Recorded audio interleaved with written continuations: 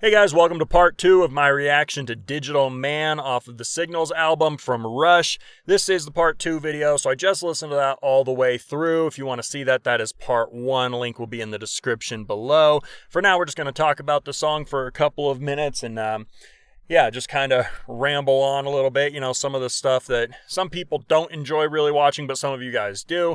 And I appreciate you for watching if you are one of the ones who checks into these part 2 videos, because it's kind of fun to just ramble for a little bit and just kind of share my thoughts on the song. So, the thing about this song that's, for me, pretty cool is there's simplicity in some parts. I know, in part 1, I kept, as I was listening to it, talking about how he's just kind of dropping this chord down. And it's super effective. It's nothing too fancy or over the top. And the bass was kind of following it. And then, Geddy Lee was doing it. And then he was coming up higher and doing some little bass runs and stuff to fill in a little bit of that space. But Alex Lifeson's just kind of hitting these big chords.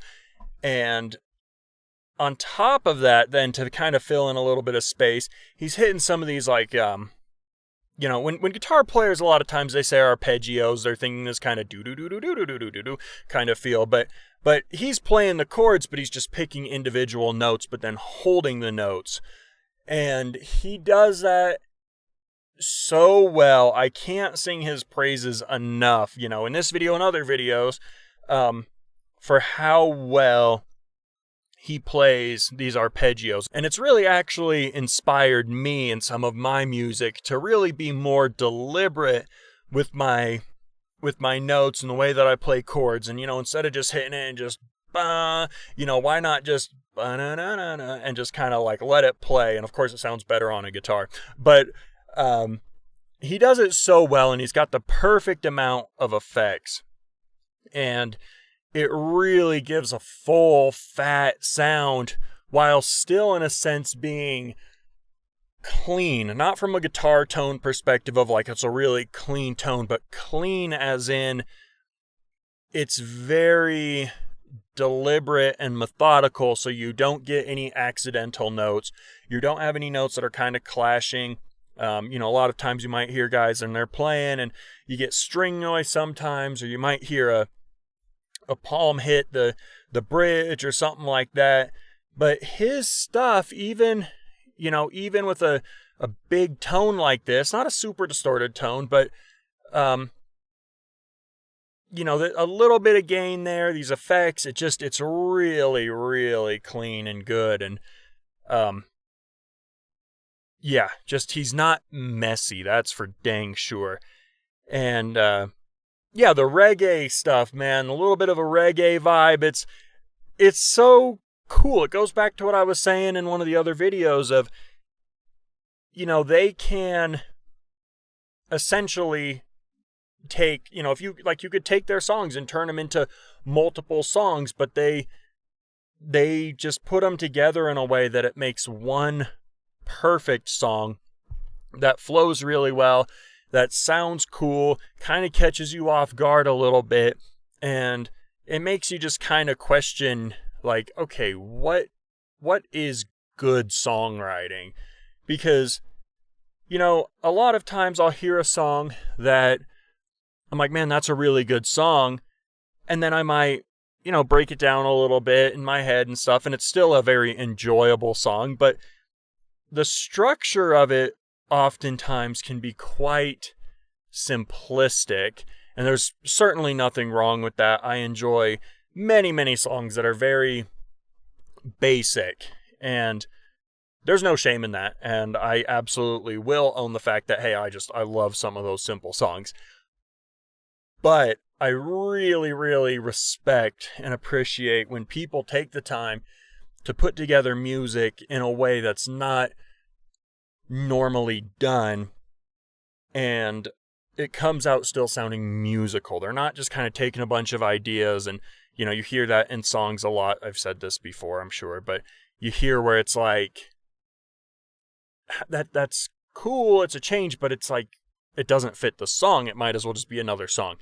But their stuff, majority, and I would say almost all the time, their transitions, their changes, their things that they do mesh together and flow in a way that's like, okay, that's totally different. Wouldn't have seen that coming, but it just works.